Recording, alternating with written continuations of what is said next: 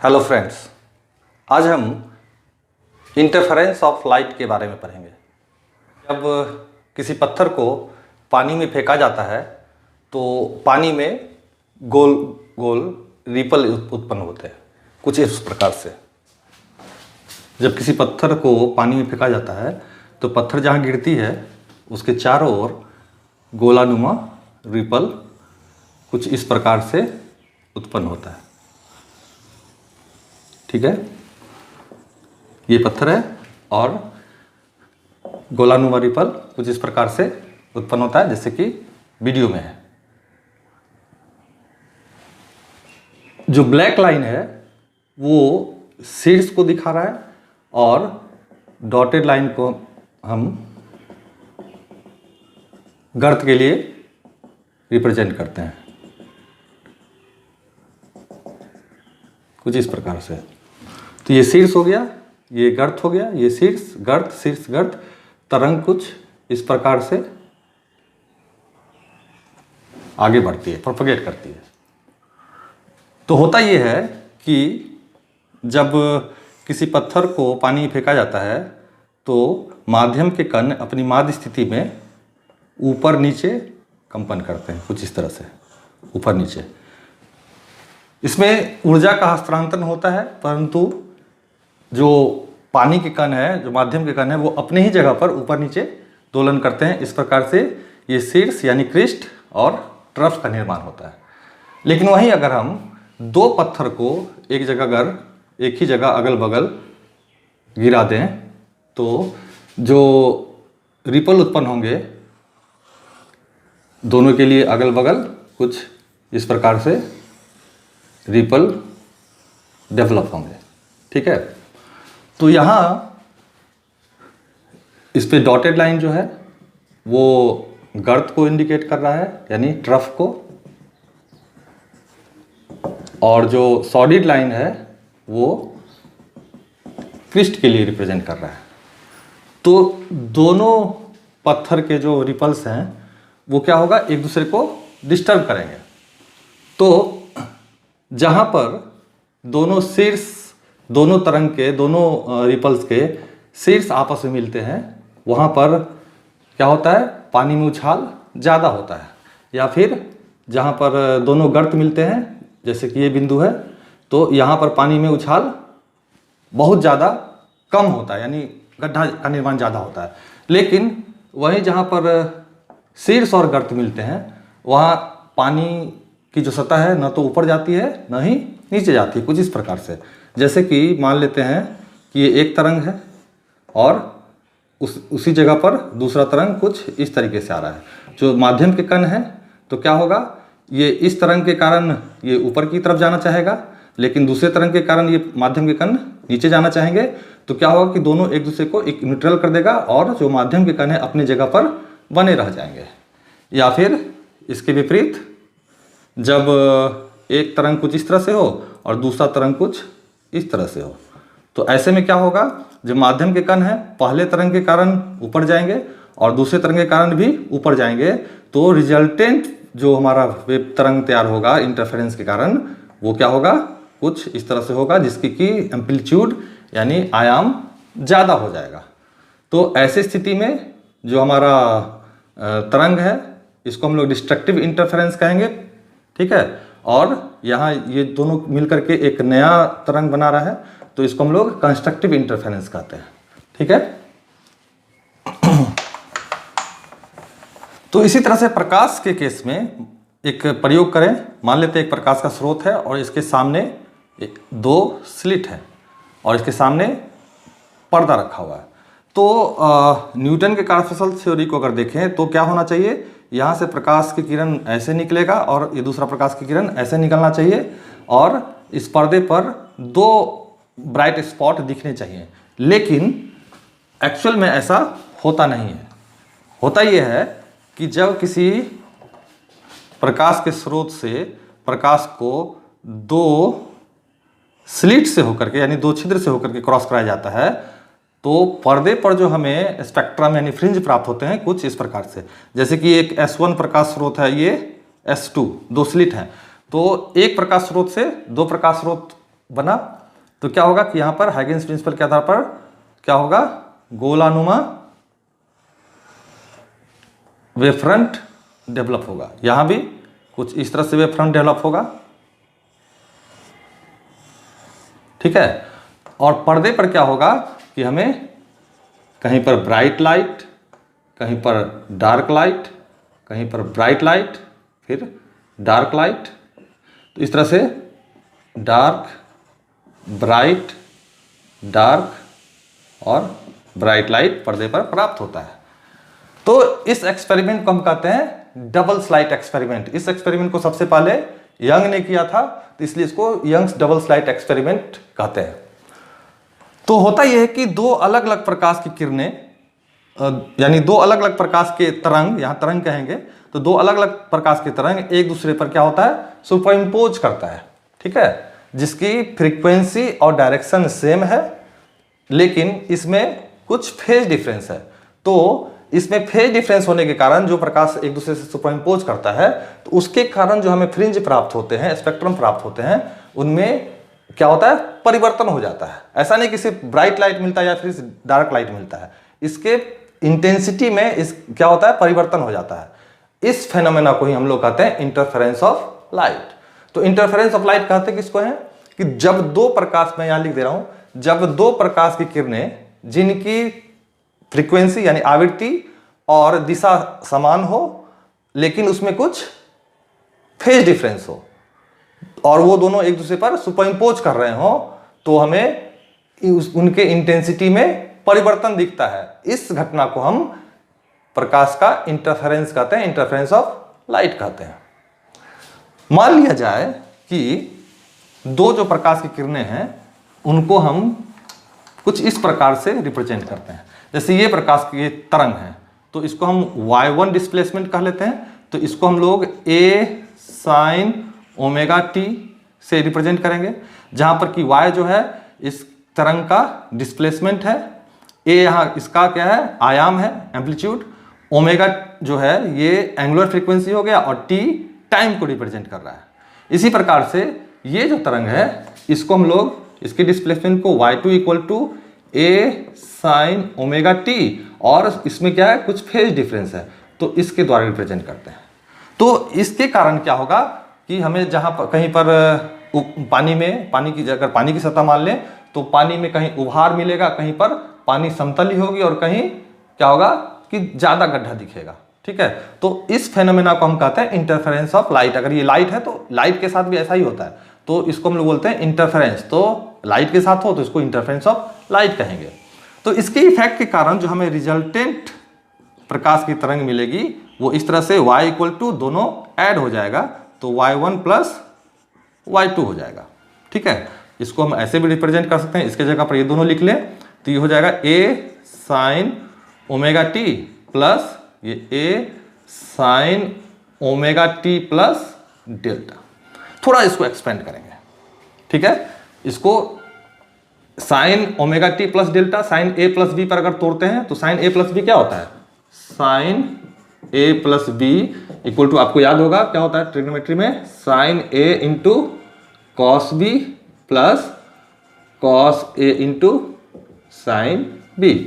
हालांकि इस फार्मूले को याद करने की जरूरत नहीं है, हमारा एक वीडियो है ट्रिग्नोमेट्री से रिलेटेड जिसमें आप देखेंगे कि इन फार्मूलों को याद करने की जरूरत नहीं है, आप चाहे तो वो वीडियो ढूंढ करके देख सकते हैं, ठीक है। तो इसी फार्मूले पर हम इसको क्या करते हैं, एक्सपेंड करते हैं। तो आइए देखते हैं, तो क्या हो जाएगा, इसको तो लिखेंगे a sine omega T plus a sine a plus B, तो क्या हो जाएगा sine omega t into cos delta plus फिर a cos omega t into sine delta, ठीक है। यहां से साइन ओमेगा टी अगर कॉमन ले ले इसमें से, तो क्या हो जाएगा a sine omega t common हो गया, तो 1 प्लस कॉस डेल्टा, ठीक है। अब प्लस जो बाकी है वैसा ही रह जाएगा, a cos omega t into sine delta, ठीक है।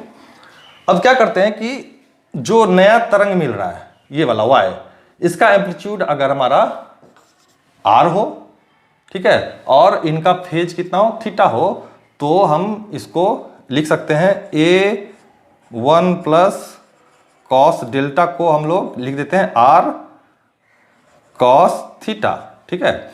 और A साइन डेल्टा को अगर हम लोग R साइन थीटा अगर लिख दें, जहाँ पर कि R जो है वो नया जो तरंग मिल रहा है, नया वेव फ्रंट जो मिल रहा है दोनों के सुपरइम्पोजिशन के कारण, इंटरफेरेंस के कारण, उनके क्या है, ये एम्पलीट्यूड है और थीटा उनका फेज डिफरेंस है, ठीक है, फेज है। तो क्या हो जाएगा हमारा, मान लेते हैं कि यहाँ पर A into 1 plus cos delta equal to R cos theta और A sine delta equal to R sine theta अगर मान लें तो ये इक्वेशन फर्स्ट मान लेते हैं और ये इक्वेशन सेकेंड मान लेते हैं। तो इसको क्या करें, अब इसको स्क्वायर करके, squaring and adding equation first and 2, तो क्या हो जाएगा, यहां R square sine square theta plus R square cos square theta, इन दोनों को स्क्वायर करके हम लोग ऐड करते हैं। तो ये हो जाएगा A sine square theta equal to A square sine square delta, ठीक है। और इसको लिखेंगे plus A square 1 plus cos delta का होल स्क्वायर, ठीक है। यहां पर ये आर स्क्वायर है, कॉमन होगा, sine square theta cos square theta, तो बचेगा क्या, R square equal to sine square theta plus cos square theta equal to 1, तो बचेगा आर स्क्वायर, तो आर स्क्वायर इक्वल टू लिखते हैं A square sine square delta plus A square 1 plus cos delta का whole square है, तो इसको a plus B के होल स्क्वायर पर अगर तोड़ दें तो हो जाएगा, और a को मल्टीप्लाई करते हुए तो a square plus 2a square cos delta plus a square cos square delta, ठीक है। यहां पर a square sine square delta और यहां a square cos square delta, तो इसको जोड़ेंगे तो बचेगा a square sine square delta plus cos square delta equal to 1 हो जाएगा, प्लस ये a square plus 2a square cos delta, यानी 2a square plus 2a square cos delta, इसको हम लोग लिखेंगे। तो ये हो गया, यहां पर 2a स्क्वायर कॉमन ले लें, 2a स्क्वायर कॉमन लेके तो 1 प्लस कॉस डेल्टा हो जाएगा, ठीक है। और 1 प्लस कॉस डेल्टा को हम लोग लिख सकते हैं 2a स्क्वायर, और 1 प्लस कॉस डेल्टा को लिख देते हैं क्या, 2 cos square delta by 2, trigonometry से, ठीक है। सो फाइनली हमारा हो जाएगा 4a square cos square delta by 2, कि जो एम्पलीट्यूड का स्क्वायर है वो प्रकाश के इंटेंसिटी के बराबर होता है, यानी आर स्क्वायर जो है वो इंटेंसिटी आई, ये क्या है, इंटेंसिटी है, ठीक है। तो हम लोग इसको I equal to 4a square cos square delta by 2 भी लिख सकते हैं। तो इंटरफेरेंस के बाद जो हमें प्रकाश मिल रही है उसका इंटेंसिटी कितनी होगी, वो 4a square cos square delta by 2 के बराबर होगा, जहां पर डेल्टा क्या है, फेज डिफरेंस है, ठीक है। तो एक केस 1 ले लेते हैं। केस 1, जब डेल्टा जो है वो क्या हो, डेल्टा हमारा जैसे कि ये ले लेते हैं,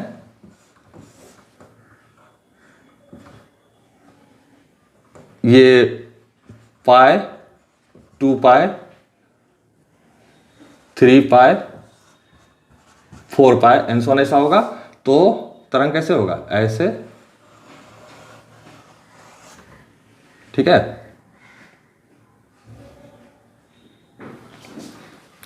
तो यहां पर अगर पाई का वैल्यू, ये डेल्टा का वैल्यू, अगर डेल्टा इक्वल टू क्या हो, 0 डिग्री हो, उसके बाद 2 पाई हो या फिर 4 पाई हो एंड सो ऑन, तो डेल्टा का वैल्यू अगर पुट करेंगे तो आई इक्वल टू हो जाएगा 4a स्क्वायर, क्योंकि कॉस स्क्वायर डेल्टा बाय 2 यानी कॉस स्क्वायर पाई हो जाएगा, और कॉस पाई का वैल्यू कितना होता है, 1, तो ये हमारा फाइनली बचेगा कॉस a स्क्वायर, ठीक है।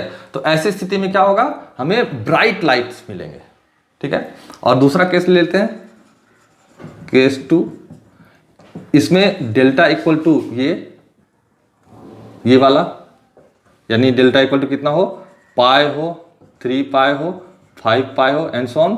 तो अगर इसका वैल्यू पुट करें तो कॉस पाई यानी 0 डिग्री, तो ये पूरा क्या हो जाएगा, आई इक्वल टू 0। तो यहाँ पर इंटेंसिटी कितने हो जाएंगे, इंटेंसिटी यहाँ पर 0 हो जाएगा, यानी हमें डार्क लाइट मिलेगा, ठीक है।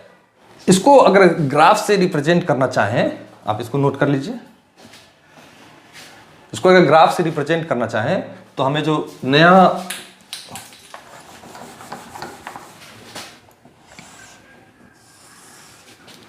ये 0 हो गया, यहां पाई ले लेते हैं, 2 पाई, 3 पाई, 4 पाई, 5 पाई एंड सो ऑन। इधर माइनस में होगा तो माइनस पाई, माइनस 2 पाई, माइनस 3 पाई, माइनस 4 पाई, इस तरह से। और इस डायरेक्शन में इंटेंसिटी ले लें, इंटेंसिटी इक्वल टू 4a² हो जाएगा, ठीक है। तो क्या हो जाएगा, हमें जो तरंग प्राप्त होंगे नए, वो किस तरह से होगा, कुछ इस तरीके से।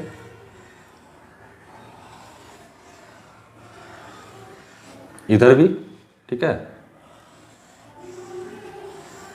इस तरह से हमें क्या होगा कि मैक्सिमा और मिनिमा में 0, ठीक है। Bright light and dark light के स्पॉट्स प्राप्त होते हैं, जिसको हम लोग फ्रिंज कहते हैं, ठीक है।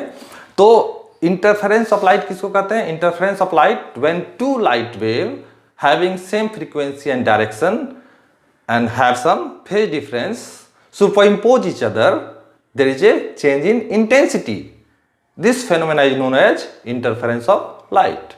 कहने का मतलब कि जब दो प्रकाश की किरणें जिनकी आवृत्ति यानी फ्रीक्वेंसी और डायरेक्शन सेम हो और दोनों, लेकिन उनमें फेज डिफरेंस हो, और वो दोनों क्या कर रहे हैं, सुपर इम्पोज कर रहे हैं, तो उनके इंटेंसिटी में परिवर्तन हो जाता है, कभी मैक्सिमा और मिनिमा मिलता है। तो इसको ही हम लोग बोलते हैं, इस फेनोमेना को कहते हैं इंटरफेरेंस ऑफ लाइट। इसमें क्या है कि जब दो क्रिस्ट मिलते हैं तो ब्राइट स्पॉट मिलेगा, या फिर जब दो ट्रफ आपस में एक दूसरे को इंटरफेयर करेंगे तो फिर भी ब्राइट लाइट मिलेगा। लेकिन जब क्रिस्ट और ट्रफ आपस में इंटरसेक्ट करेंगे यानी इंटरफेयर करेंगे तो हमें वहां पर क्या होगा, प्रकाश की इंटेंसिटी मिनिमम हो जाएगी, यानी लगभग 0, और वहां पर डार्क लाइट प्राप्त होगा, ठीक है। तो प्रकाश की इंटेंसिटी को एक्सप्लेन करने के लिए सबसे पहले यंग ने जो एक्सपेरिमेंट किया वो था यंग्स डबल स्लाइट एक्सपेरिमेंट। तो आइए हम देखते हैं कि यंग ने क्या किया, यंग का डबल स्लाइट एक्सपेरिमेंट।